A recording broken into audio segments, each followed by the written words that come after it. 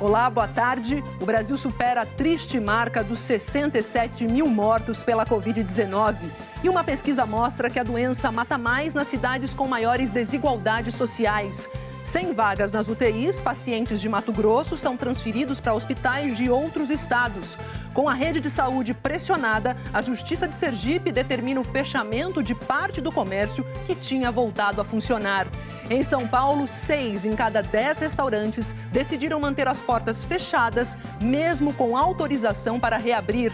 E no Tocantins, a Justiça Federal dá um prazo de 5 dias para os governos federal e estadual resolverem o problema da falta de testes. E ainda, os vetos do presidente Bolsonaro às medidas para proteger indígenas e quilombolas durante a pandemia. Traficantes invadem uma área da milícia e apavoram moradores no Rio.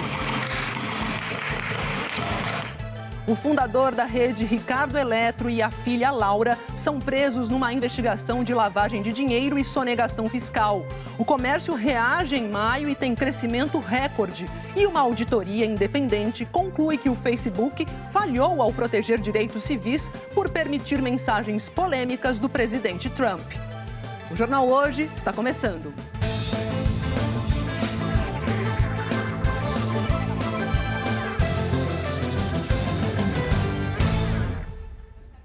Mais de 67 mil vidas já foram perdidas no Brasil desde o começo da pandemia. Aqui no telão a gente vê os números atualizados à 1 da tarde pelo consórcio dos veículos de imprensa. Por esse levantamento já são confirmadas 67.113 mortes aqui no país e os casos confirmados são 1.683.738 brasileiros infectados. E a pandemia do coronavírus aprofunda um grave problema no Brasil. A Covid causa mais mortes nas capitais que mais apresentam desigualdades sociais. Às margens do rio Capibaribe, no Recife, estão as palafitas, casas de madeira fincadas na maré. Além de morar em condições precárias, sem nenhum conforto e estrutura básica de saneamento, os moradores estão preocupados com a pandemia. Tem muita população por aqui que tem e nem sabe, né? Isso é verdade?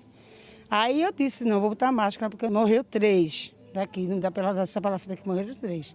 Uma pesquisa conduzida pelo Instituto Cidades Sustentáveis em 26 capitais brasileiras aponta que o Recife está entre as capitais com mais desigualdades sociais do país. E que justamente nessas cidades, o número de mortes causadas pela Covid é maior. Dados do dia 16 de junho mostram que o Recife apresentava 93 mortes para cada 100 mil habitantes. Belém, 119 óbitos para cada 100 mil habitantes. O estudo mostra que a média nacional para essa data era de 22. Os dados mais recentes do consórcio de veículos de imprensa mostram que a taxa de mortalidade continua alta nos últimos dias. No Recife, são 115 mortes para cada 100 mil habitantes. Em Belém, 130 óbitos para cada 100 mil habitantes. A Covid está deixando as suas marcas mais profundas.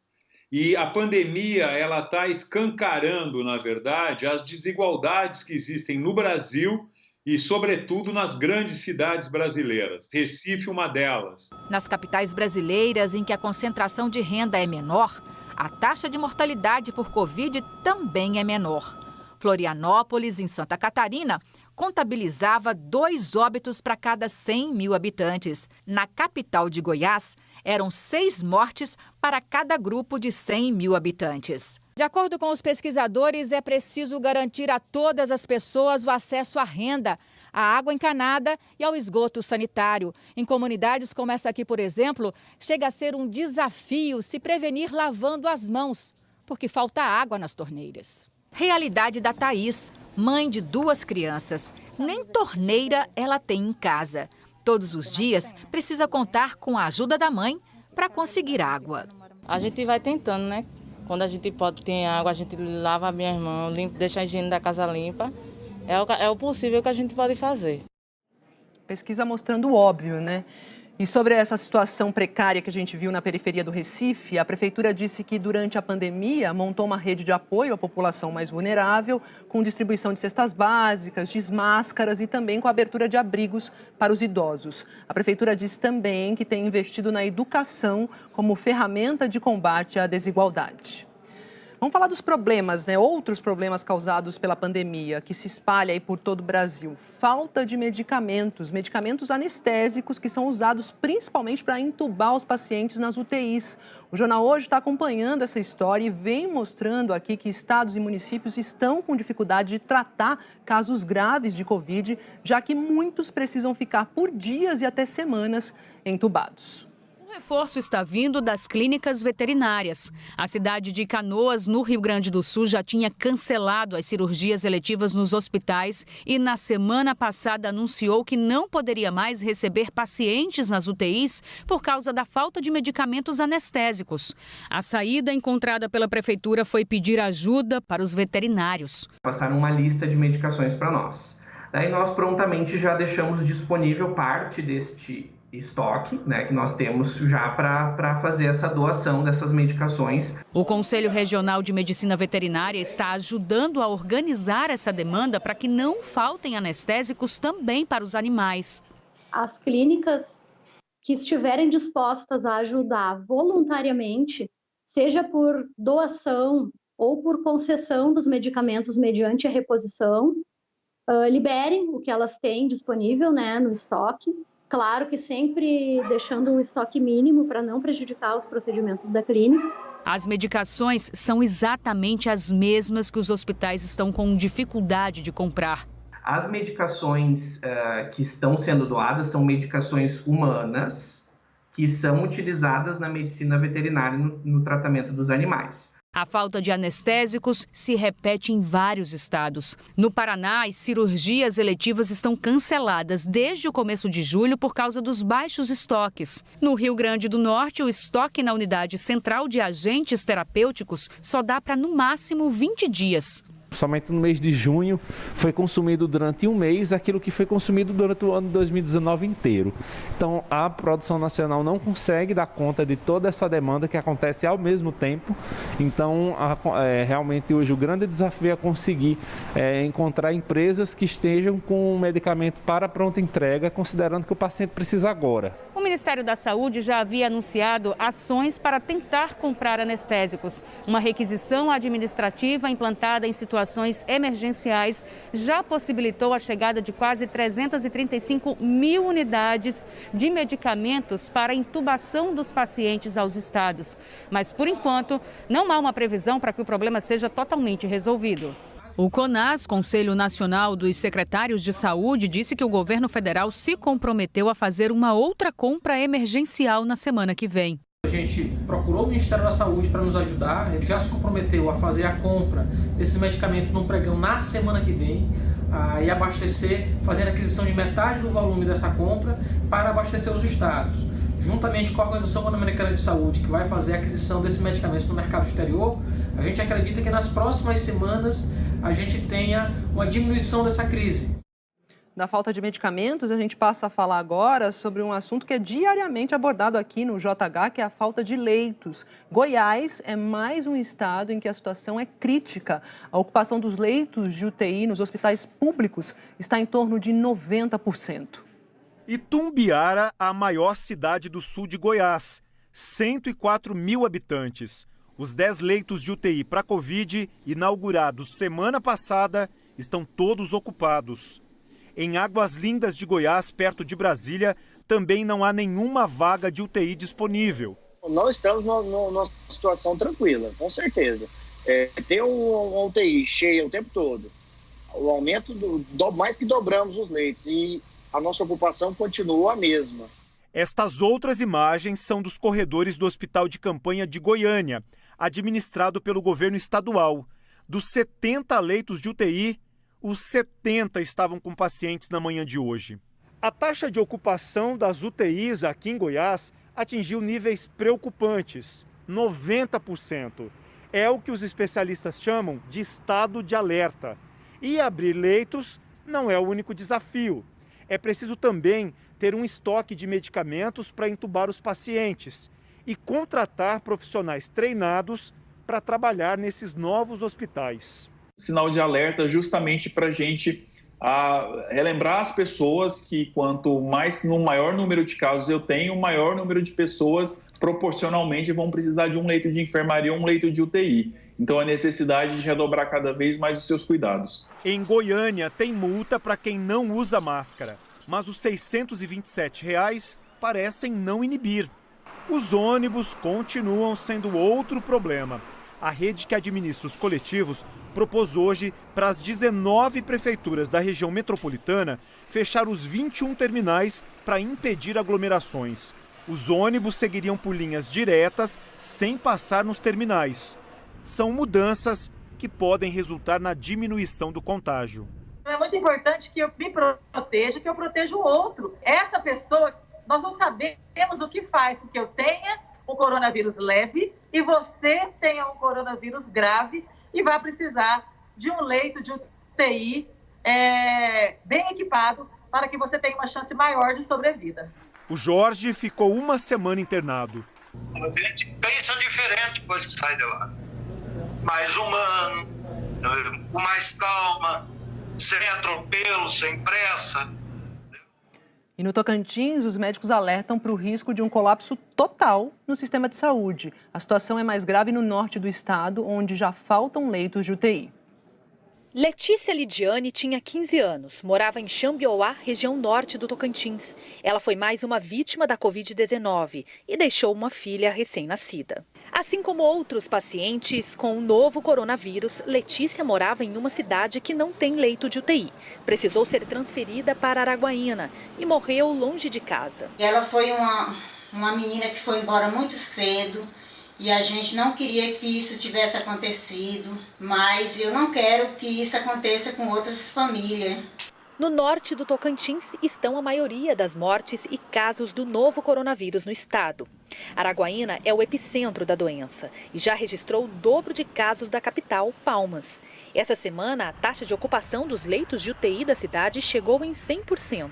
Quando isso acontece, pacientes da região norte que precisam de uma vaga de UTI são obrigados a enfrentar uma viagem de centenas de quilômetros até Palmas ou Gurupi. Agora, o governo do estado abriu mais 7 leitos no hospital regional, mas ainda tem muita coisa em falta. Devido ao foco da pandemia ser na região macro-norte, nós da direção e da secretaria estamos lutando há muito tempo para ampliar esses leitos. Foi conseguido os insumos e os equipamentos, porém a gente estava com muita dificuldade na questão da mão de obra dos médicos. Em um mês, o Tocantins mais que dobrou o número de mortes e de casos confirmados pela Covid-19. As internações em UTI se concentram nas 3 principais cidades. Para tentar reverter a taxa de ocupação, o governo do estado assinou contrato com hospitais da rede particular, que devem oferecer mais 30 leitos. Mesmo assim, especialistas alertam para os riscos de colapso na saúde.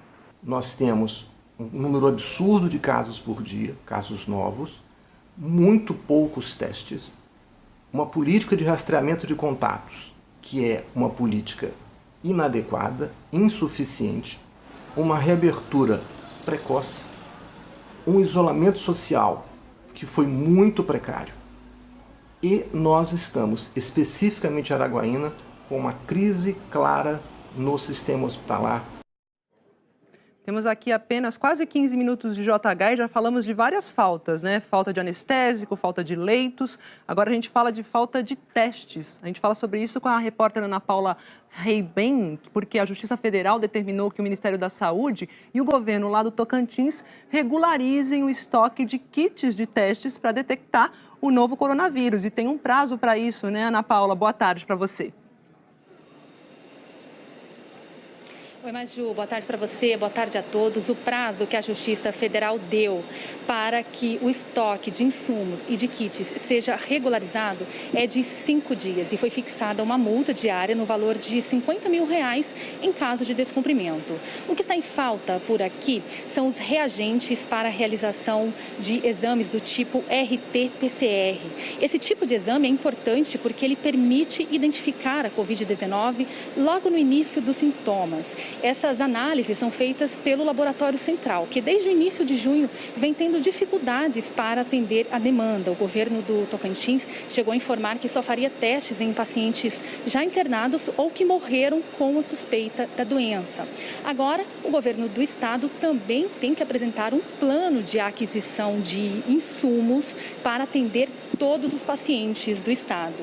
Maju? Obrigada pelas informações, Ana Paula. Olha, em Campo Grande também faltam testes de Covid-19 e os resultados estão demorando para sair. Resultado da explosão do número de casos em Mato Grosso do Sul. Esta jovem, que prefere não mostrar o rosto, teve contato com um amigo que testou positivo para a Covid-19. Logo depois, ela também apresentou os sintomas e procurou o Serviço de Saúde de Campo Grande para fazer o teste, mas só conseguiu marcar para 15 dias depois. O teste ainda não foi feito. É muito ruim, é angustiante. Eu posso ter passado tanto para várias pessoas enquanto antes dos sintomas, como eu posso ter passado, para os meus pais. A testagem no último mês aumentou mais de 300% na capital de Mato Grosso do Sul. No drive-thru, montado no Corpo de Bombeiros, não há mais vagas para este mês. O teste rápido, feito com uma amostra de sangue retirada do dedo, é indicado em duas situações. Uma são aquelas pessoas que tiveram sintomas, então a partir do 8º dia em diante é considerado elegível para ser submetido ao teste rápido. Bem como aquelas pessoas que tiveram contato com o caso confirmado. O governo do estado anunciou que vai ampliar a testagem. A partir de sexta-feira, começam a funcionar novos pontos de coleta, com capacidade para realizar 400 testes rápidos por dia. Hoje são feitos 140. Embora a eficácia desse tipo de teste seja questionada por muitos especialistas, a ampliação é importante para esta médica infectologista. Ele é importante para a gente entender a magnitude da epidemia nos diferentes municípios, propor medidas de controle também conhecendo a epidemia da doença e principalmente para que a população de alguma forma tenha acesso a esse diagnóstico numa fase posterior. O teste molecular, que é feito a partir de uma amostra de secreção retirada do nariz, também está sendo agendado só para agosto. E o resultado, que antes saía em até 5 dias, agora está demorando mais de 15. Essa demora para agendar os testes e receber o resultado tem a ver com o crescimento acelerado da doença no estado. Em um mês, o número de casos confirmados de Covid-19 em Mato Grosso do Sul aumentou 400%. O número de mortes nesse período aumentou ainda mais, 500%. Com esse volume enorme de casos que ocorreram em Dourados, depois aqui na nossa capital e algumas outras cidades do interior, fez com que houvesse uma demanda que nós não estávamos preparados para tal. Voltando a falar sobre a situação dos leitos, a situação na saúde de Mato Grosso é tão crítica que pacientes estão sendo transferidos para outros estados por falta de leitos de UTI. A repórter Eunice Ramos tem as informações para a gente e faltam leitos na rede pública e privada. Não sobra em nenhum lugar aí, né, Eunice? Boa tarde para você. Boa tarde, Maju. Boa tarde a todos. Olha, a situação é realmente muito crítica aqui no estado de Mato Grosso. Hoje nós estamos completando 13 dias com a 100% da lotação das UTIs. Nós estamos aqui em frente a um dos principais hospitais que é referência no tratamento da Covid-19 e também está sem vaga de leitos de UTI. O governo do estado afirmou que só nessa semana ele pretende criar mais 94 leitos de UTI, mas a liberação desses leitos ela vai ser gradual até o fim do mês. A Defensoria Pública já entrou com mais de 60 ações pedindo a transferência imediata de pacientes para UTIs, mas agora vai solicitar a ida para outros estados que tem quem tem plano de saúde já está fazendo isso. A maioria está sendo levada para hospitais de Mato Grosso do Sul, que ainda tem leitos de UTI disponíveis, mas há casos também de pacientes indo para Goiás e para o estado do Nordeste. É o caso da dona Sheila Monteiro, que foi para João Pessoa, na Paraíba. O marido, Ricardo, não conseguiu vaga em UTI e morreu semana passada por conta da Covid-19. Mato Grosso tem hoje mais de 23.500 casos novos de coronavírus confirmados e quase 900 mortes. É o estado com o maior número de mortes aqui da região centro-oeste. Aqui nós estamos vendo, acaba de chegar um carro buscando aí, um carro da funerária, buscando aí possivelmente mais uma vítima nesse local. É com você, Maju. Nossa, paciente saindo de Mato Grosso, indo para Paraíba. Obrigada pelas informações, Eunice. E olha, no Piauí, o governo do estado estendeu as regras de isolamento social até setembro. Então a gente vai ao vivo para lá conversar com a repórter Neyara Pinheiro, que tem os detalhes para a gente. Neyara, boa tarde. Boa tarde, Maju. Olha só, o isolamento social aqui no Piauí ele foi prorrogado porque o número de casos ainda não está controlado. E aqui em Teresina, a Prefeitura baixou um decreto de reabertura do comércio, de reabertura das atividades econômicas. Nesta semana, passaram a funcionar setor da construção civil e também da indústria, mas com restrições nesse funcionamento, como, por exemplo, no número de funcionários, dias da semana e horários. E com essa reabertura, teve muita movimentação aqui no centro de Teresina. Comerciantes que não estavam nos setores autorizados a funcionar abriram as portas. A Prefeitura ainda não apresentou um plano completo de reabertura da economia. Aqui continuam fechados, sem previsão de funcionamento, escolas, bares e shoppings. Alguns serviços essenciais, como padarias, supermercados e postos de combustíveis, devem ficar fechados todos os fins de semana do mês de julho. E os ônibus voltaram a circular na capital.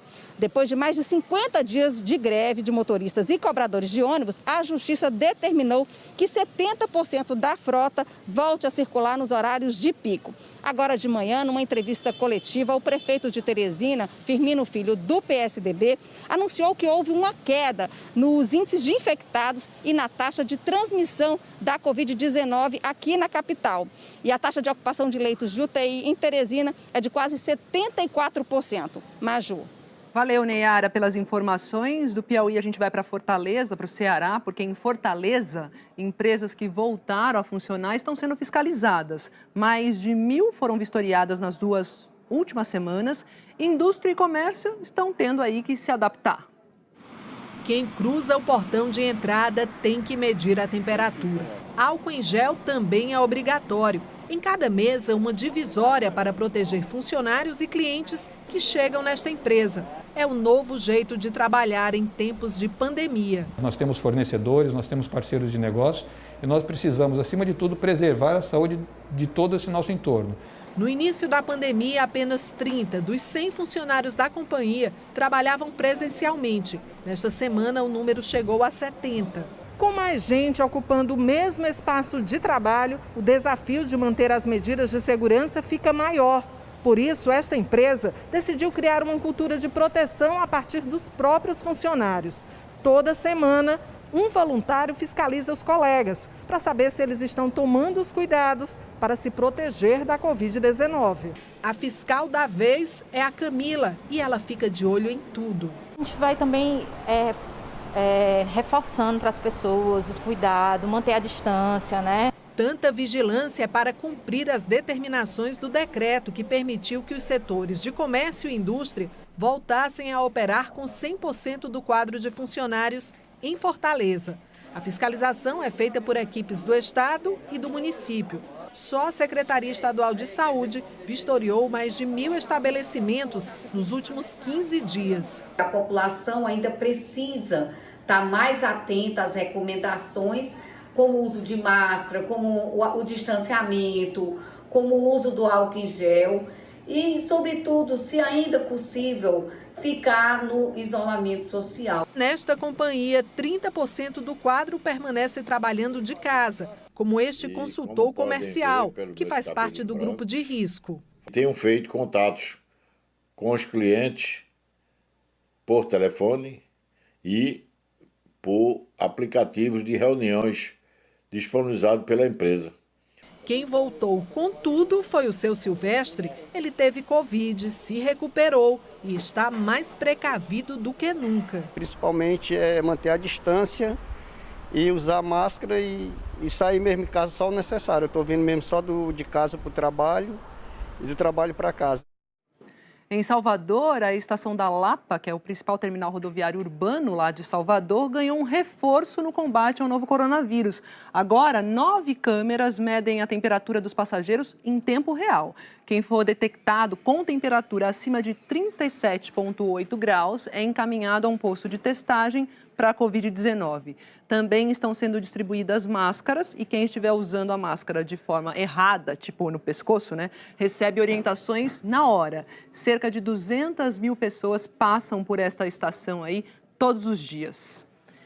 E a Justiça Federal mandou fechar parte do comércio lá em Sergipe por entender que não há leitos de UTI suficientes para atender as pessoas com a Covid-19. Então a gente vai para lá, para Aracaju, conversar com o Rafael Carvalho, que tem as informações para a gente. Rafael, decisão já está valendo? Como é que é? Boa tarde. Boa tarde, Maju, e a todos. A decisão já está valendo. O governo do estado foi notificado esta manhã. Com essa decisão da Justiça Federal, ficam proibidos de funcionar alguns setores que estavam abertos há 10 dias. Lojas de cosméticos, salões de beleza, clínicas, além de templos religiosos e igrejas que tinham autorização aí para funcionar, agora perderam essa autorização. Para a Justiça, pesou o fato de não haver vagas de enfermarias ou UTIs sobrando para o atendimento às pessoas com a Covid-19. Pelo contrário, a ação dos Ministérios Públicos Federal, Estadual e do Trabalho mostrou que pessoas estão morrendo à espera de uma vaga de UTI. Para que o comércio esteja funcionando no entendimento da Justiça, é preciso haver uma margem de segurança para esses atendimentos. E o que a gente tem observado aí é que o leito, segundo a Secretaria, a ocupação dos leitos está em 82,3%, segundo a Secretaria Estadual da Saúde. E até o momento aqui no estado, 31.640 pessoas foram infectadas e foram registradas 851 mortes por causa da Covid. O governo do estado, por meio de nota, informou que vai recorrer ainda hoje da decisão. Maju? Obrigada, Rafael, pelas informações. E tem justiça entrando em cena em outros assuntos. A Justiça do Rio suspendeu o decreto da Prefeitura lá de Duque de Caxias, que liberava a reabertura das escolas particulares de ensino infantil. Essa decisão saiu no mesmo dia em que o governo do estado publicou um novo decreto determinando que, pelo menos até o dia 21 de julho, as aulas presenciais nas redes estadual, municipal e particular devem continuar suspensas. A Prefeitura de Caxias disse que vai seguir a recomendação estadual. E no Paraná, as medidas mais restritivas para conter o avanço da Covid completam uma semana hoje. Mas um impasse entre o governo estadual e algumas prefeituras está fazendo com que o isolamento não seja cumprido em várias cidades. Lojas abertas e clientes confusos. Confunde, né? Porque a gente não sabe o que está certo e o que está errado. O movimento alto nas ruas em nada lembra a quarentena mais rigorosa determinada pelo governo do estado. Durante 14 dias, podem funcionar apenas serviços essenciais em 141 municípios do Paraná. Shoppings, academias e o comércio de rua, por exemplo, devem ficar fechados. A decisão de seguir ou não o isolamento mais rígido ficou a cargo dos prefeitos. O Supremo Tribunal Federal decidiu que os decretos municipais se sobrepõem aos decretos estaduais, o que criou uma queda de braço entre as prefeituras e o governo do Paraná. Na região oeste do estado, por exemplo, 31 prefeitos já manifestaram que são contrários às medidas. E o índice de isolamento social em todo o Paraná praticamente não mudou desde a publicação das novas regras estaduais. O decreto determina que a fiscalização das regras seja feita pela Secretaria de Estado de Segurança Pública, por meio da Polícia Militar, em cooperação com as guardas municipais. Em Cascavel, uma das cidades mais castigadas pela pandemia no Paraná, com mais de 3.700 casos e 64 mortes, o prefeito disse que ia seguir o decreto, mas não faria a fiscalização. O procurador jurídico do município defendeu que não cabe à prefeitura fiscalizar. Em relação aos estabelecimentos que estão respeitando ou não o decreto, compete também ao Estado do Paraná, através da Polícia Militar, do Corpo de Bombeiros. Não compete mais à Guarda Municipal e nem ao município de Cascavel. Diante do impasse, o Ministério Público recomendou que Cascavel e outras 24 cidades vizinhas se entendam com o governo do estado sobre as fiscalizações. No Paraná, já são mais de 800 mortes provocadas pela Covid-19. Cada um fazendo a sua parte, nós já tínhamos sarado isso. A Secretaria de Saúde de Cascavel disse que nunca deixou de cumprir a fiscalização e que hoje se reuniu com a Polícia Militar e outros órgãos para fortalecer essa fiscalização. O governo do estado disse que o objetivo não é penalizar nenhum município, mas que as medidas foram adotadas para preservar vidas e assegurar o funcionamento do sistema de saúde. Em São Paulo, o hospital de campanha do Ibirapuera, na capital, vai passar a atender pacientes das cidades do interior do estado, principalmente quem vier de Campinas e região. O repórter Tiago Scheuer tem os detalhes para a gente. Oi, Tiago, boa tarde. Oi, Maju, boa tarde para você e para quem nos acompanha aqui no JH. Isso foi anunciado agora há pouco pelo governador João Dória aqui numa coletiva no Palácio dos Bandeirantes. Lembrando que a região de Campinas está na fase vermelha aqui do Plano São Paulo, que é a fase de alerta máximo para disseminação aí da Covid-19. A ocupação dos leitos ali na região de Campinas está em 81%. Por isso, então, a partir de amanhã, pacientes mais graves dessa região e também até de outras regiões do estado, isso foi pontuado pelo governador, vão ser atendidos, então, aqui na capital paulista, no Hospital de Campanha do Ibirapuera. O Sistema CROSS, que é a Central de Regulação de Oferta de Serviços da Saúde, que vai gerenciar então a transferência desses pacientes, mas são as prefeituras que vão ficar responsáveis por isso. Lembrando que o Hospital de Campanha do Ibirapuera começou a atender pacientes aqui na capital paulista no dia 1º de maio, uma obra que custou 12 milhões de reais, e aí tem 28 leitos de UTI nesse hospital e só 4 estão sendo usados nesse momento, por isso então vai ser dado esse apoio a pacientes do interior do estado. Falando agora sobre o controle da doença aqui na cidade de São Paulo, o secretário municipal de saúde, Edson Aparecido, numa apresentação hoje cedo lá em Brasília, na comissão da Câmara sobre inquéritos sorológicos, ele contou que a capital paulista vai fazer uma nova ação para controlar a disseminação da Covid-19 por aqui. Quando uma pessoa testar positivo numa unidade de saúde do município, outras 5 pessoas da família desta que está com Covid comprovada também vão ser testadas. Uma forma, então, de controlar a disseminação da doença na cidade de São Paulo. E agora falando sobre o Campeonato Paulista, que está paralisado, desde o começo da quarentena, da pandemia, desde março, então ele deve voltar no dia 22 de julho. A primeira rodada vai ser realizada então nesse dia. Faltam 6 rodadas para o Campeonato Paulista acabar. A final está prevista para o dia 8 de agosto. Lembrando, os jogos, Maju, só nas cidades que estejam na fase amarela do Plano São Paulo e sem a presença de torcida também. É contigo. Ok, dia 22, então, volta do Campeonato Paulista. Obrigada, viu, Tiago, pelas informações. São Paulo, a capital que está na fase amarela, quase 60% dos bares e restaurantes decidiram não reabrir, apesar da permissão que é dada pela Prefeitura, que foi dada pela Prefeitura essa semana. Os donos estão preferindo esperar um pouco mais. As tradicionais reuniões ao redor da mesa já não animam esses salões há 4 meses. Prestes a completar 80 anos, o restaurante tem sobrevivido à base de delivery, só com 20% dos funcionários. E assim deve permanecer por temer que retomar as atividades signifique um prejuízo ainda maior. A gente tem acompanhado aí o que está acontecendo no setor e a gente sabe que é um movimento de 5% a 10% que está retornando quando retorna, e isso realmente não é sustentável sob o ponto de vista financeiro. Se você contrapor aos riscos que você tem de ter um funcionário doente, um proprietário doente, a gente achou melhor ficar assim. A cantina fica nessa, que é uma das principais ruas do Bexiga, o famoso bairro italiano de São Paulo. Muitos restaurantes vizinhos também decidiram manter as portas fechadas.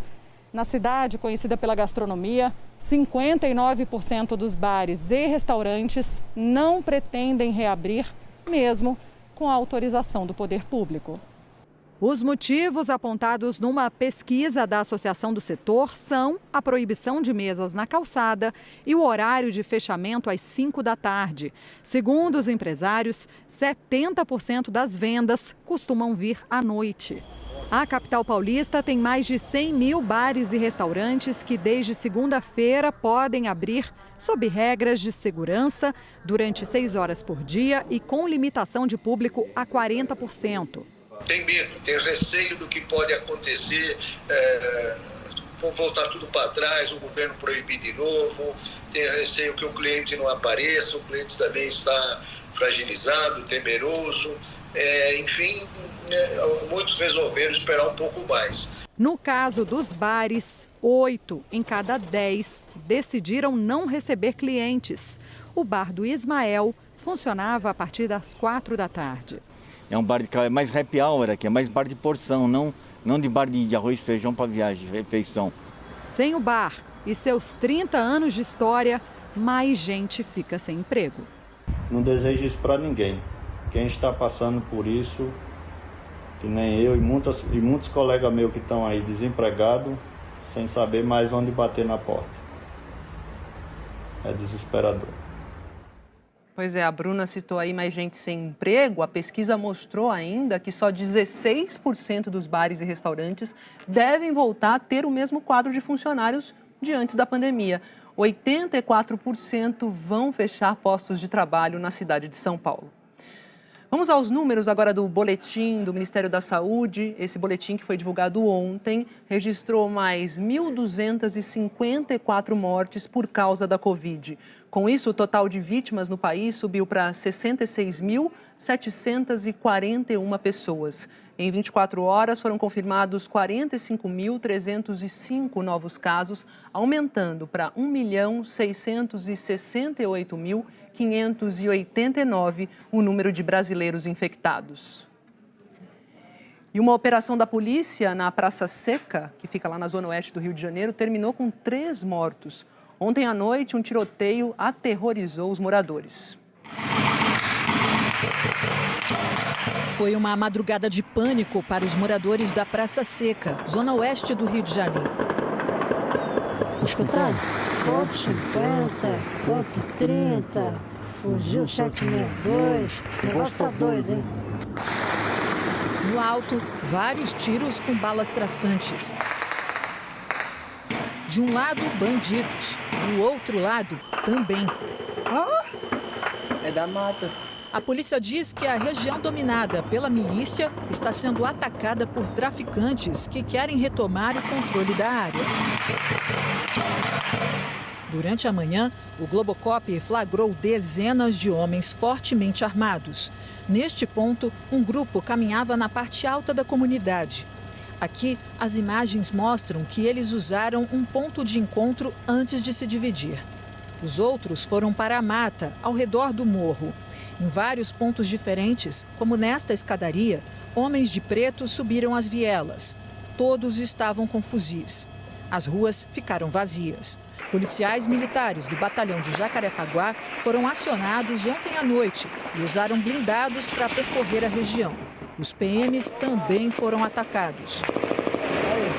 Os caras dão um tiro no caveirão. No início de junho, o Supremo Tribunal Federal restringiu as ações da polícia em comunidades aqui no Rio de Janeiro. De acordo com a decisão do ministro Edson Fachin, as ações são permitidas em casos excepcionais e cuidados devem ser tomados para evitar que a população seja atingida. A polícia diz que esse é um caso em que esses critérios foram seguidos e uma operação foi montada. Montamos uma operação entendendo, nesse momento, estar diante de uma excepcionalidade prevista na decisão do STF e estamos com uma operação em andamento, uma operação que vai continuar enquanto os dados de inteligência apontarem a necessidade. Em virtude dessa decisão do STF, nós não levamos a cabo todo o planejamento, ou seja, que seria também uma ocupação preventiva da comunidade. A PM diz que sabia que a invasão poderia acontecer, mas não conseguiu evitar a ação. Tínhamos um planejamento de cerco, no entanto, não poderíamos atuar de uma maneira preventiva, ocupando uma comunidade em desacordo a uma decisão do STF, se não tínhamos exatamente uma precisão. Tínhamos, sim, uma possibilidade de invasão, um risco iminente de uma invasão, mas os dados ainda estavam sendo trabalhados para identificar quando, quem invadiria, por onde invadiria. Ainda segundo o porta-voz da Polícia Militar do Rio, Mauro Friis, os 3 suspeitos mortos na operação desta manhã trocaram tiros com PMs e morreram no confronto. A polícia diz que apreendeu com os suspeitos um fuzil, 2 pistolas, 2 granadas, roupas camufladas e cadernos de anotações. O fundador da rede varejista Ricardo Eletro e a filha dele foram presos acusados de sonegação fiscal e lavagem de dinheiro. As investigações apontam o desvio de cerca de 380 milhões de reais dos cofres públicos de Minas Gerais. A força-tarefa formada pelo Ministério Público de Minas Gerais, Receita Estadual e pela Polícia Civil cumpriu 14 mandados de busca e apreensão na região metropolitana de Belo Horizonte, na capital paulista e em Santo André. O empresário Ricardo Nunes, fundador da Ricardo Eletro, foi preso em São Paulo. A filha dele, Laura Nunes, foi presa em BH. Pedro Daniel Magalhães, diretor superintendente da Ricardo Eletro, está foragido. De acordo com as investigações, o esquema funcionava assim. A Ricardo Eletro embutia no preço dos produtos o ICMS, o Imposto sobre Circulação de Mercadorias e Serviços. Mas o valor do tributo arrecadado não era repassado aos cofres públicos do estado de Minas. Dessa forma, os investigadores acreditam que pelo menos 380 milhões de reais em impostos foram sonegados nos últimos 5 anos. Segundo a Força Tarefa, o crescimento do patrimônio individual de Ricardo Nunes ocorreu na mesma época em que os crimes tributários foram praticados, o que caracteriza a lavagem de dinheiro. A Justiça determinou o sequestro de bens do empresário, avaliados em cerca de 60 milhões de reais, para ressarcir os danos causados ao estado de Minas Gerais. Ricardo Nunes tem fazendas e outros imóveis que foram registrados em nome de parentes. Todos eles comprados com dinheiro desviado dos impostos, segundo as investigações. É uma forma de ocultação de bem, né? De dizer a empresa está em recuperação extrajudicial, não tem condições de pagar, mas em compensação eu oculto o bem em nome de terceiro, em nome de familiares. É uma forma de ocultação de bem na lavagem de dinheiro. A Ricardo Eletro é uma grande rede varejista com lojas em todo o Brasil. Em 2018, começou a enfrentar uma crise financeira e entrou com pedido de recuperação extrajudicial. No ano passado, Ricardo Nunes deixou de fazer parte do quadro de acionistas da empresa. Hoje, a companhia pertence a um fundo de investimento em participações.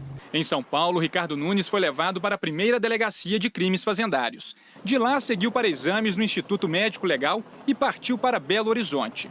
Vai ser recambiado para o sistema prisional de Minas Gerais. Vai ser feita agora, do desenrolar da operação ainda, a entrega do material documental de mídia, a copiagem, vai ser feita a análise e buscar mais patrimônio, porque o valor sequestrado atualmente não comporta o valor sonegado. A empresa Ricardo Eletro disse em nota que a operação realizada hoje pelas autoridades policiais diz respeito a processos anteriores à gestão atual da companhia. A rede varejista afirma que reconhece parcialmente as dívidas com o estado de Minas e diz que antes da pandemia discutia o pagamento dos tributos com o estado. Nós não conseguimos contato com as defesas de Ricardo Nunes e Laura Nunes, que estão presos, e Pedro Daniel Magalhães, que continua foragido. E ainda hoje, o Palácio do Planalto contraria recomendações do próprio Ministério da Saúde e não afasta funcionários que tiveram contato próximo com o presidente Bolsonaro, mesmo depois dele testar positivo para a Covid. E a seguir, os Estados Unidos passam a marca de 3 milhões de contaminados pelo novo coronavírus. E o Reino Unido anuncia um pacote para a recuperação da economia que prevê desconto nas contas de restaurante. É uma medida para estimular o setor. Até já!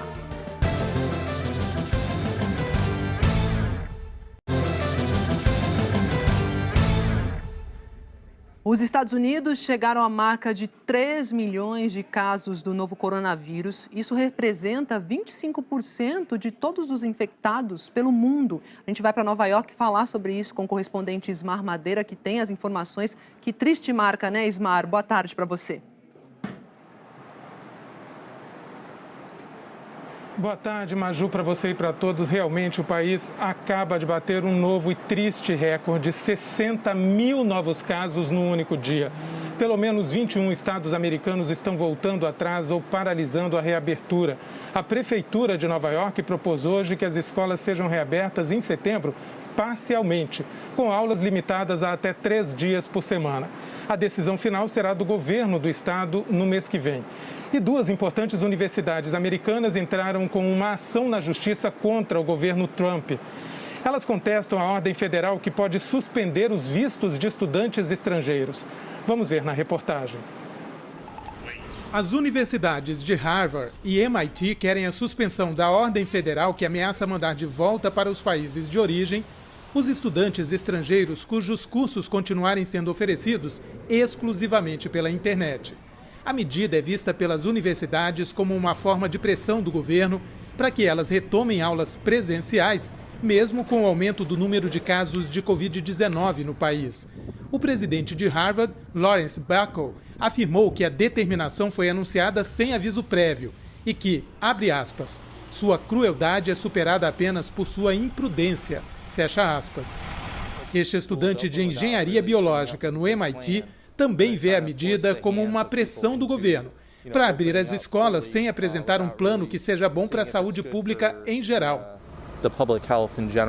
A medida vale para quem tem 2 tipos de visto, para cursos acadêmicos e de formação profissional. No ano passado, mais de 16 mil brasileiros tiraram esses vistos. Beatriz faz mestrado em administração pública em Harvard. Há 2 anos nos Estados Unidos, ela vive agora um momento de incerteza. É um curso muito caro. O meu curso, por exemplo, a estimativa é que a gente gasta $87 mil por ano.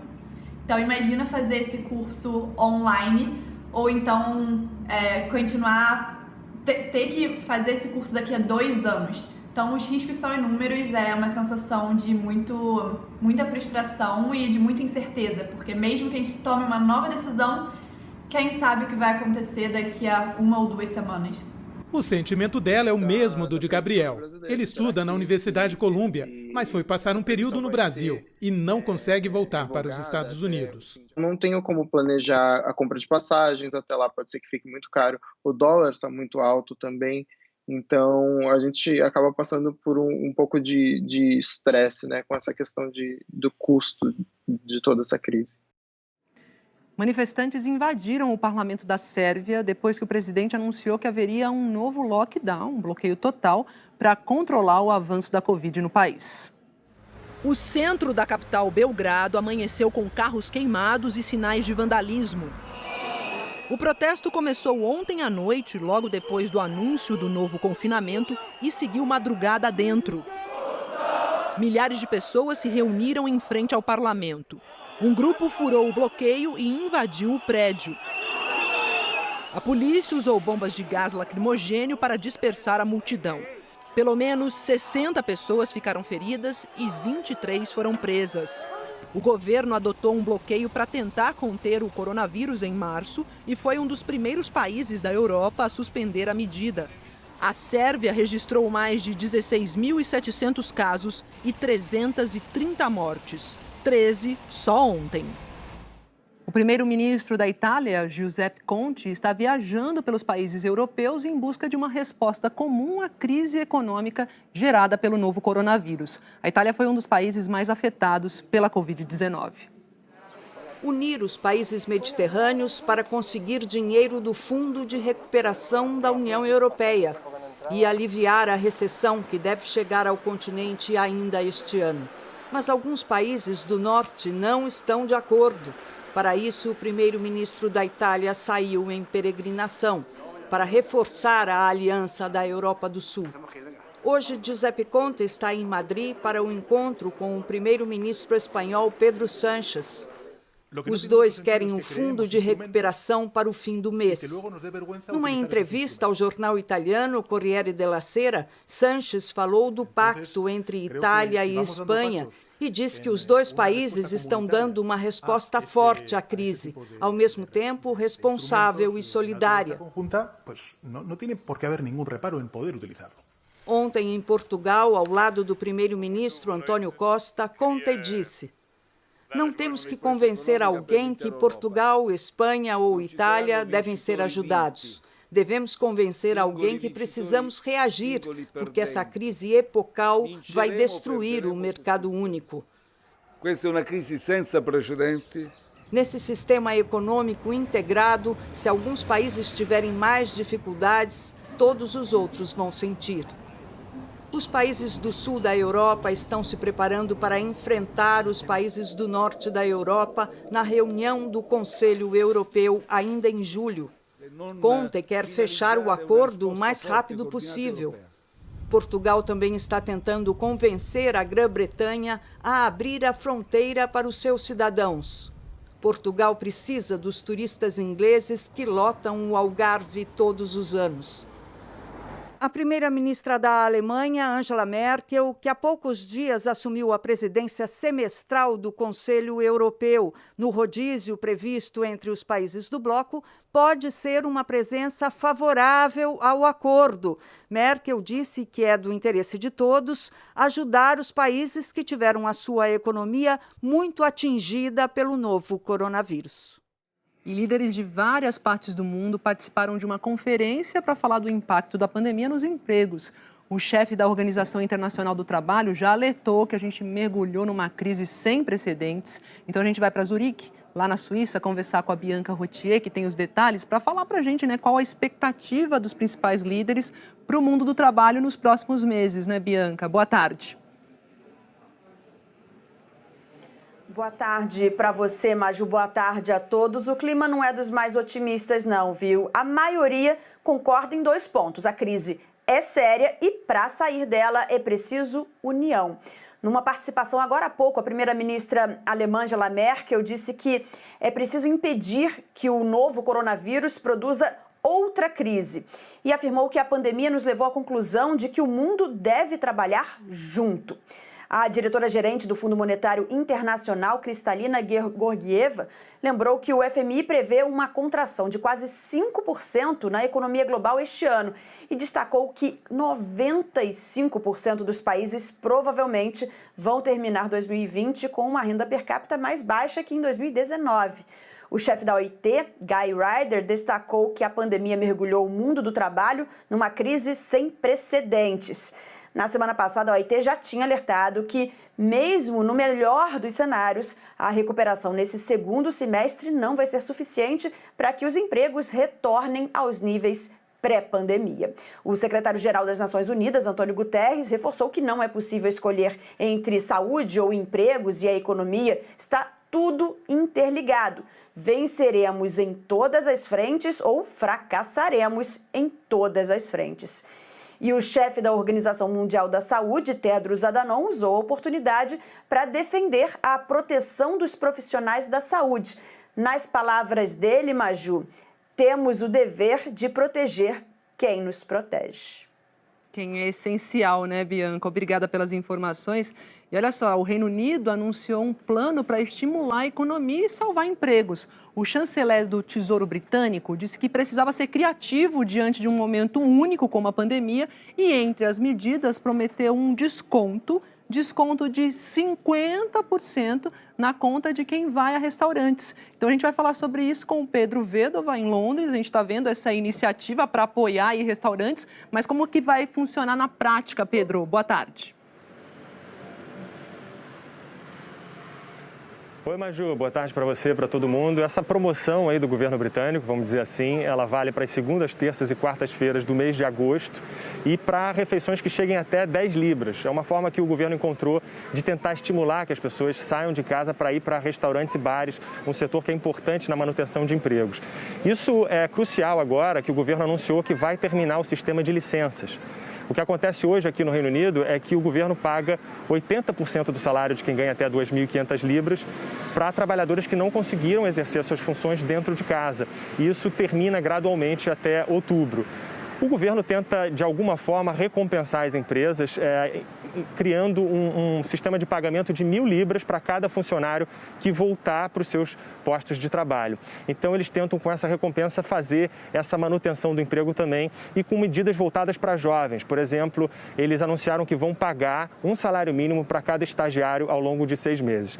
Essas formas, então, que o governo britânico está tentando, de forma criativa, manter esses empregos para todo o Reino Unido, pelo menos uma grande parte deles.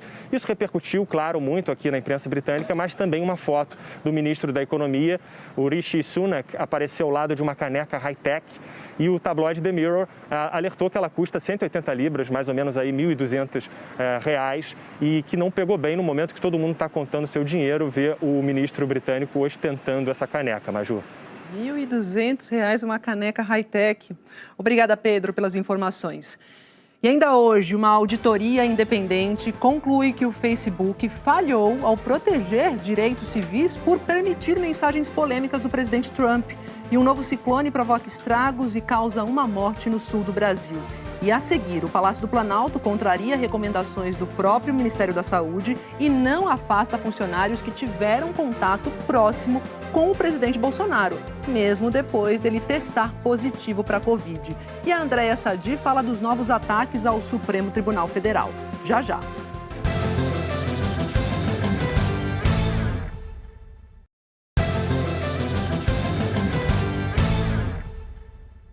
Depois do presidente Jair Bolsonaro confirmar que contraiu o novo coronavírus, o Planalto não afastou os funcionários que tiveram contato próximo com o presidente. Mas só lembrando aqui que tanto a Organização Mundial da Saúde quanto o Ministério da Saúde recomendam um afastamento nesses casos.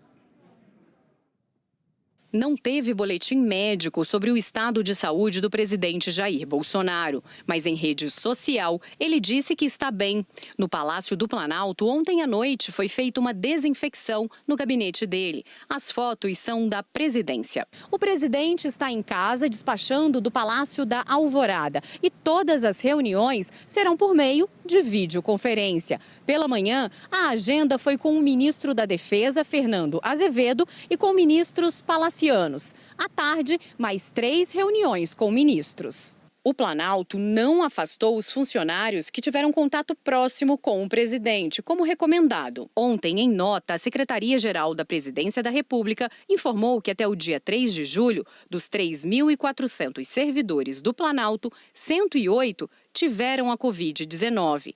77 deles já se recuperaram e mais de 90% foram assintomáticos ou apresentaram sintomas leves. Na mesma nota, a secretaria afirmou que não há protocolo médico, seja do Ministério da Saúde ou da OMS, que recomende medida de isolamento pelo simples contato com casos positivos. A orientação aos servidores é procurar assistência médica quando apresentarem sintomas relacionados à Covid-19, para avaliar necessidade de testagem.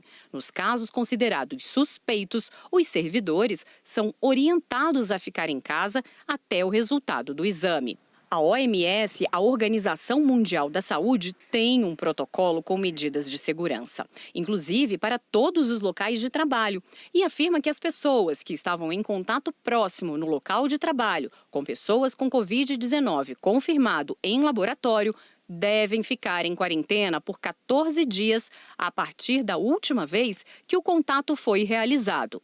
Este infectologista reforça que também existem regras do Ministério da Saúde para o afastamento. Uma portaria publicada em 18 de junho, a portaria conjunta do Ministério da Saúde com o trabalho, mostrando que, recomendando que todas as pessoas que tiveram contato próximo com um caso confirmado devem se afastar das atividades, devem ficar em isolamento e essas pessoas só podem retornar depois de um resultado de PCR negativo ou, no mínimo, 72 horas se estiverem assintomáticos. A portaria é assinada pelo ministro interino da Saúde, Eduardo Pazuello, e pelo secretário especial de Previdência e Trabalho, Bruno Bianco.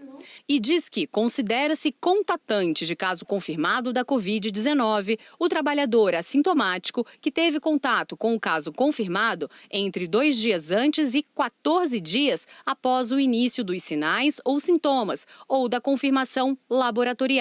Caso o contato tenha durado mais de 15 minutos a menos de 1 metro de distância. O trabalhador tenha ficado a menos de 1 metro de distância durante transporte. A organização deve afastar imediatamente os trabalhadores das atividades laborais presenciais por 14 dias, contactantes de casos confirmados da Covid-19. O período de afastamento deve ser contado a partir do último dia de contato entre os contatantes e o caso confirmado.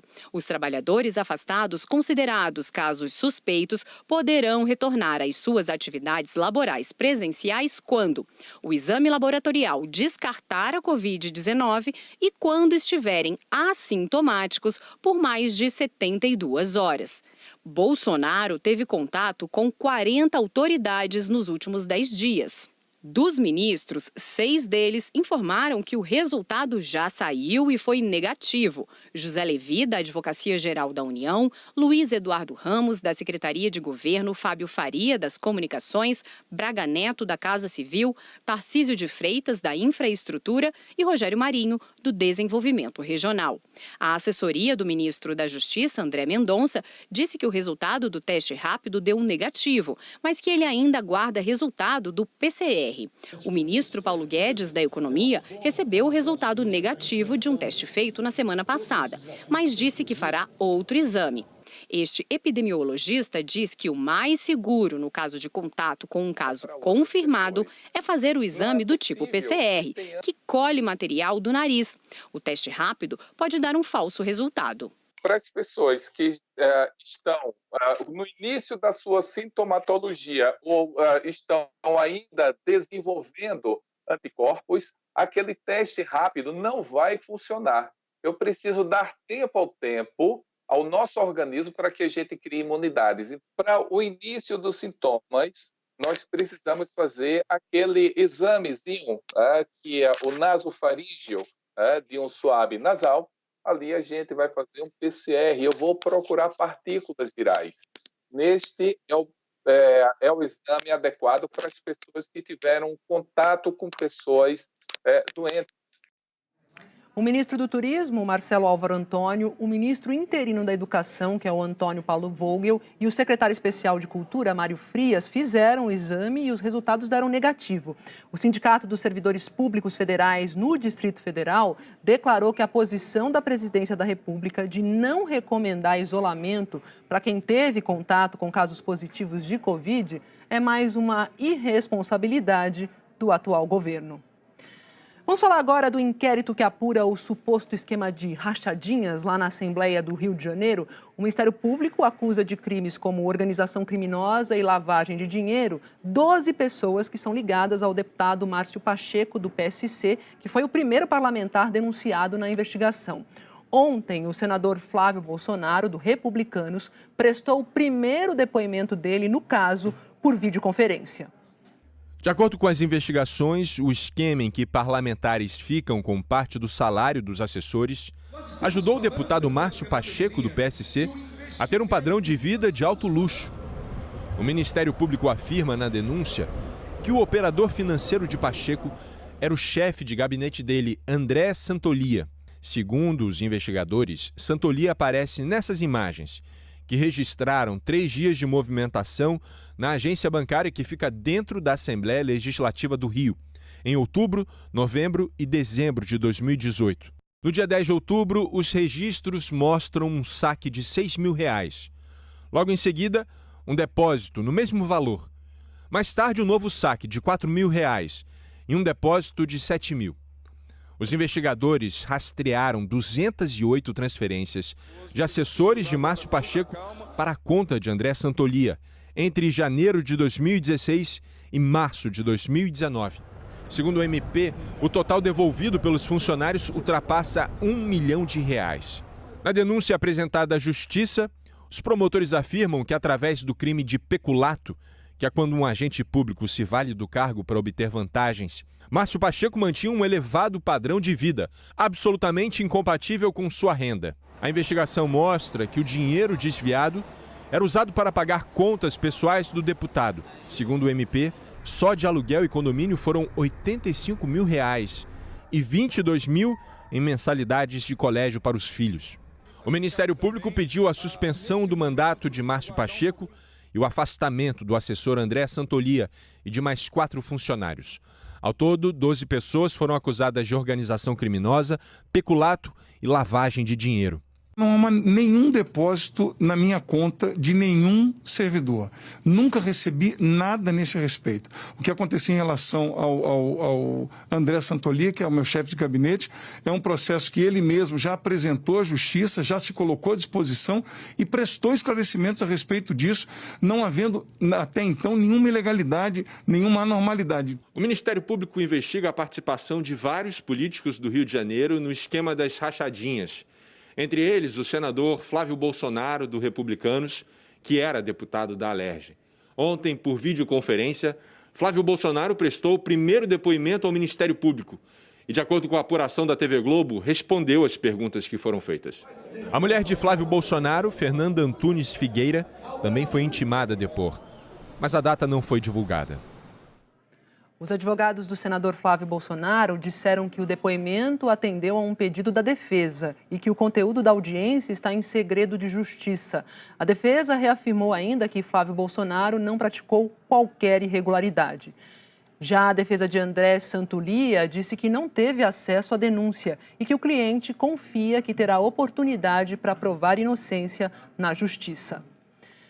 O ministro Celso de Mello, do Supremo Tribunal Federal, arquivou a notícia-crime sobre uma nota divulgada pelo ministro do Gabinete de Segurança Institucional, que é o Augusto Heleno, mas fez críticas ao conteúdo do texto nessa decisão. Vamos relembrar que, em maio, Heleno afirmou que a eventual apreensão do celular do presidente Jair Bolsonaro, pedida por parlamentares e partidos da oposição, poderia trazer consequências imprevisíveis para a estabilidade do país, mas não especificou quais seriam essas consequências. Essa nota foi divulgada depois de Celso de Mello encaminhar o pedido para análise da Procuradoria-Geral da República, o que é praxe. Na decisão do arquivamento, o ministro Celso de Mello classificou o conteúdo da nota à nação brasileira como inacreditável e inconcebível e afirmou que o respeito indeclinável à Constituição e às leis da República representa limite inultrapassável a que se devem submeter os agentes do Estado. E que ninguém, absolutamente ninguém, está acima da autoridade da lei fundamental do Estado. Celso de Mello explicou que arquivou a notícia-crime porque a Procuradoria-Geral da República já tomou providência sobre o caso. No dia 25 de junho, a PGR abriu uma investigação preliminar sobre a conduta do ministro Augusto Heleno. A Procuradoria-Geral da República também determinou uma apuração preliminar sobre declarações do deputado Eduardo Bolsonaro, do PSL de São Paulo. Em maio, o deputado defendeu uma medida enérgica e falou em ruptura em uma transmissão ao vivo na internet. E que a questão não é de se, mas sim de quando isso vai ocorrer. O deputado bolsonarista Daniel Silveira, do PSL, investigado no inquérito que apura a organização e o financiamento de atos antidemocráticos, disse hoje em uma rede social que foi informado que não será mais um dos vice-líderes do governo e que a medida foi um pedido do ministro Luiz Eduardo Ramos, da Secretaria de Governo, para, abre aspas, alocar deputados do Centrão, fecha aspas. No mês passado, Daniel Silveira teve o sigilo bancário quebrado e foi alvo de busca e apreensão da Polícia Federal. Nós procuramos o ministro para comentar a declaração, mas não tivemos resposta. Vamos conversar com a Andréia Sadi para falar de outro vice-líder, né, Andréia? Porque novos ataques ao Supremo Tribunal Federal, mais especificamente ao ministro Alexandre de Moraes, reforçam lá na corte a desconfiança em relação à atual postura do governo de mais calma, mais tranquilidade, tom mais ameno, né, Sadi? Isso porque essas ofensas vieram agora de um dos vice-líderes do governo na Câmara. Conta pra gente essa história. Boa tarde. Tudo bom, Maju? Boa tarde a você, boa tarde a todos. Exatamente isso, a gente viu uma mudança de postura, na verdade no tom do governo nas últimas 2 semanas a respeito do Supremo, dos outros poderes, principalmente o Supremo Tribunal Federal e o Congresso Nacional, mas de forma mais específica aos ministros da Corte. Pois bem, Maju, qual é a nova polêmica? Tem um vídeo publicado pelo deputado federal Otônio de Paula, que é do PSC aqui do Rio de Janeiro, e ele é um dos vice-líderes do governo Bolsonaro na Câmara dos Deputados. E nesse vídeo ele faz muitas agressões, fala muitas agressões ao ministro Alexandre de Moraes, que é o relator do inquérito das manifestações antidemocráticas e também do inquérito das fake news lá no Supremo. O Otônio de Paula, ele faz críticas à soltura daquele blogueiro Oswaldo Eustáquio, que é apoiador do governo Bolsonaro, que defende a ruptura institucional, e ele faz ataques muito agressivos ao ministro da Corte. Maju chama o ministro, por exemplo, de lixo. Enfim, tem uma série de agressões nesse vídeo que chocou não só os ministros do Supremo, mas também integrantes do governo. Por quê?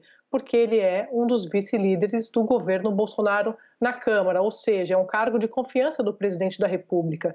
Você falava agora há pouco do deputado federal Daniel Silveira, também, que era uma escolha do presidente para ocupar essa vice-liderança. Então, caberia ao Palácio do Planalto tirá-lo dessa função se quisesse, porque os ministros do Supremo, nos bastidores, eles acham, sim, eles veem com desconfiança essa mudança de tom do presidente quando você tem alguém tão próximo, tão aliado, fazendo esse tipo de ataque a ministros da corte, Maju. Então, tem essa avaliação nos bastidores de que causou esse espanto após esse vídeo do Ottônio de Paula, publicado no dia 6 agora de julho, após a soltura do Oswaldo Eustáquio, mas fazendo agressões pesadas ao ministro Alexandre de Moraes. Na avaliação de integrantes do governo, o melhor seria tirá-lo do cargo, mas, como eu disse, isso é uma decisão do presidente da República. Obrigada, Sadi, pelas informações e até mais.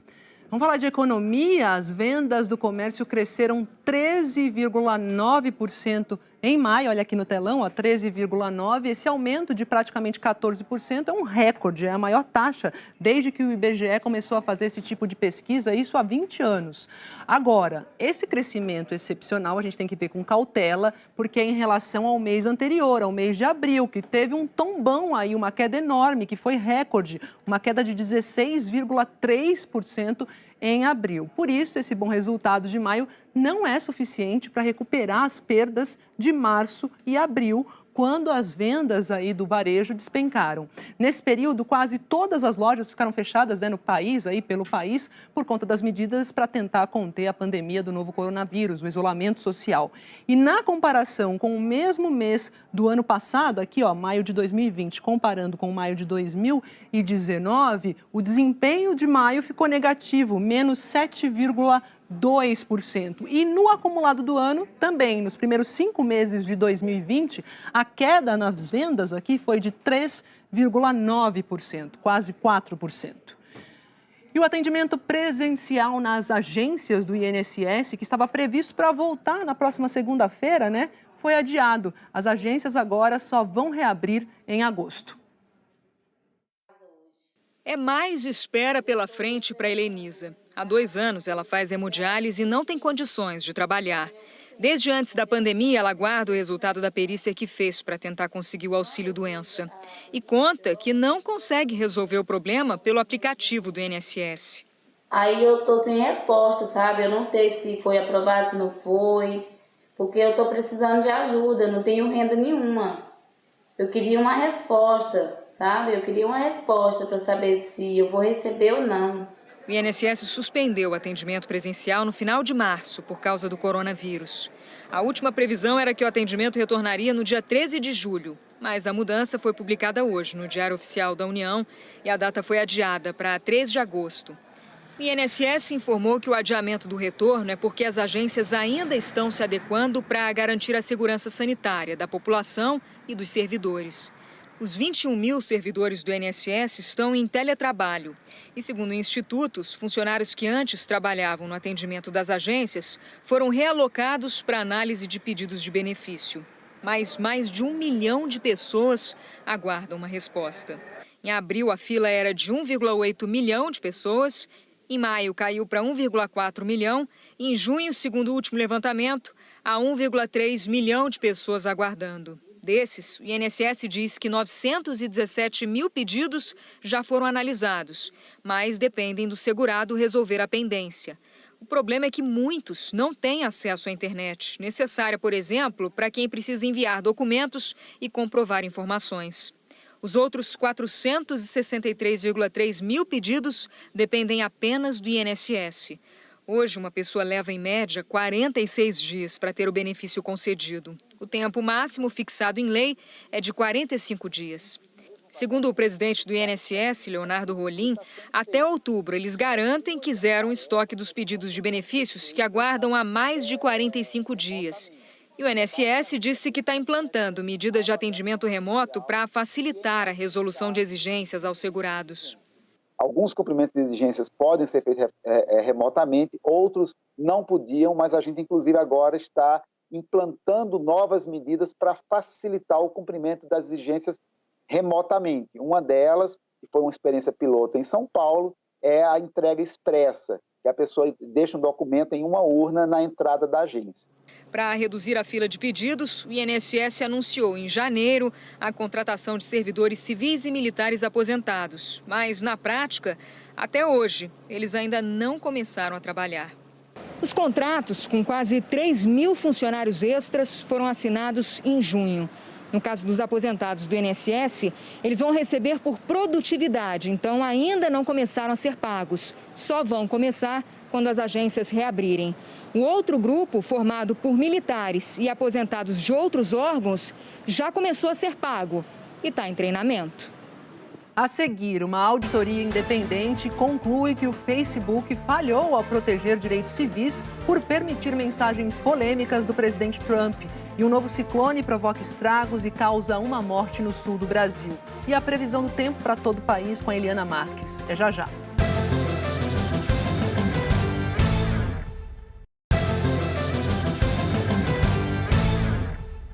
Uma auditoria independente contratada pelo Facebook concluiu que a rede social não usou todas as ferramentas que poderia para proteger os direitos civis.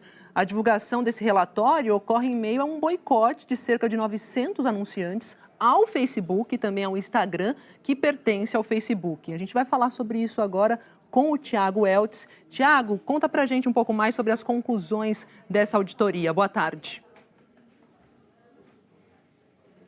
Boa tarde, Maju. Boa tarde a todos aí no Brasil. Auditoria externa de direitos civis, que foi contratada pelo próprio Facebook 2 anos atrás. Vocês lembram quando veio à tona o escândalo do uso de informações do Facebook para interferir nas eleições americanas? O resultado é duro. Diz que a empresa, desde então, falhou porque não conseguiu proteger os seus usuários de informações falsas, de discriminação e de incitação à violência. Diz também, por exemplo, que a decisão recente do Facebook de não intervir em publicações polêmicas do presidente Donald Trump abriu um precedente terrível que pode permitir que a plataforma seja usada como arma eleitoral. O Twitter, por exemplo, assinalou essas publicações de Trump, alertando os usuários que elas podiam conter informações falsas ou incitação à violência. Twitter, Facebook e Instagram também já removeram vídeos e mensagens do presidente Jair Bolsonaro e dos filhos dele, alegando que as mensagens violavam as políticas das redes contra a disseminação de informações danosas à saúde pública e também de discurso de ódio. O relatório divulgado agora vem num momento de muita pressão contra o Facebook. Vamos relembrar aqui, depois que começaram os protestos contra o racismo, começou um movimento também pedindo que empresas parem de anunciar em plataformas que permitem o discurso de ódio. E aí, mais de 900 empresas já anunciaram que pararam temporariamente de anunciar no Facebook e no Instagram, e algumas dessas empresas são gigantes e estão entre as maiores anunciantes dessas redes, Maju. Obrigada pelas informações, Tiago. E vamos ver o que o Facebook disse, Em nota, o Facebook fala que a auditoria foi uma análise profunda de como a rede social pode se fortalecer e promover os direitos civis em todos os níveis da empresa. A rede social também afirmou que tem um longo caminho pela frente e que a auditoria foi um processo importante para a empresa. O presidente Jair Bolsonaro sancionou com alguns vetos uma lei que prevê ajuda para os povos indígenas e quilombolas durante a pandemia do coronavírus. Também hoje, no Supremo Tribunal Federal, o ministro Luiz Roberto Barroso determinou que o governo tome 5 medidas para evitar a morte de índios por Covid. A lei com medidas de proteção social para povos indígenas, quilombolas e comunidades tradicionais foi publicada hoje no Diário Oficial da União. O texto considera que esses grupos estão em situação de extrema vulnerabilidade e determina ações do governo federal para minimizar os impactos da pandemia. O Palácio do Planalto vetou 16 trechos da proposta original, entre eles o que previa que a União, estados e municípios devem garantir o acesso universal à água potável, oferta emergencial de leitos de UTI, compra ou disponibilização de ventiladores e máquinas de oxigenação do sangue, fabricação e distribuição de materiais informativos sobre a Covid-19, a elaboração de um plano de contingência em 10 dias e a facilitação do pagamento do auxílio emergencial e benefícios previdenciários para essas comunidades. O governo alegou que os trechos vetados criariam despesas sem uma previsão orçamentária E sobre a determinação de que o Poder Executivo fizesse um plano de contingência em 10 dias, o Planalto justificou que a lei aprovada pelos deputados e senadores interfere nas atribuições dos diferentes poderes. A lei, como ficou, determina que o governo garanta o acesso a testes rápidos e do tipo RT-PCR, além de remédios e equipamentos usados, na identificação e combate à Covid-19 em comunidades indígenas. Organize o atendimento em centros urbanos e acompanhe de forma diferenciada os casos que envolvem indígenas, contrate profissionais de saúde para reforçar o apoio à saúde indígena e construa hospitais de campanha nos municípios próximos às aldeias. Para esta advogada da ONG Conectas, com os vetos, a lei não é capaz de garantir pleno atendimento aos povos indígenas durante a pandemia. Elas não conseguiram, por parte do governo, com os pontos da legislação, não conseguiram acesso a direitos básicos, como o direito à água potável. Então, esse projeto desidratado, na verdade, não representa o acesso pleno aos direitos que podem combater a disseminação do coronavírus dentro da comunidade. Segundo o Ministério da Saúde, são 8.098 casos de Covid-19 nas comunidades indígenas, com 184 mortes. Este médico infectologista atua na rede de saúde pública do Acre e critica a atenção dada hoje à população indígena. Eu diria que essa população é uma das mais vulneráveis que tem, né? A população indígena, ela, por suas próprias características, já sofreu, inclusive, historicamente muito com epidemias. Então, com Covid é a mesma coisa, eles estão extremamente suscetíveis e o atendimento a essa população, a gente nota no Brasil inteiro que tem carecido de uma qualidade do cuidado maior. No mesmo dia em que o Diário Oficial da União trouxe a lei com os vetos, o ministro do Supremo Tribunal Federal, Luiz Roberto Barroso, publicou uma decisão que obriga o governo a tomar medidas adicionais em relação às comunidades indígenas. Nessa decisão, o ministro afirma que o plano de contingência elaborado pelo governo federal para os povos indígenas é vago e traz apenas orientações gerais.